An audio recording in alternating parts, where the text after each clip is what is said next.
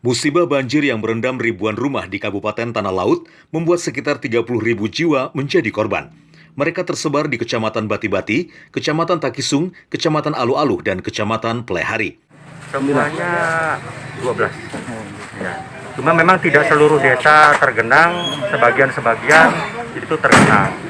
Nah, untuk Purau itu juga parah di sana karena di sana daerah persawahan dan rawa. Hingga hari ketiga, sebagian warga mengungsi dan menempati penampungan sementara.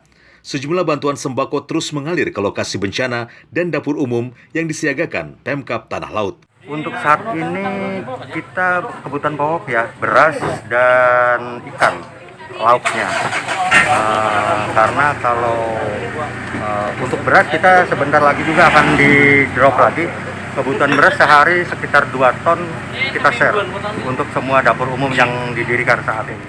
Hingga saat ini sejumlah akses transportasi dari wilayah Bati-Bati menuju kota Plehari terputus dan dialihkan ke jalur sementara. Dari Tanah Laut, Satyanaka, Kalsel, Satunet.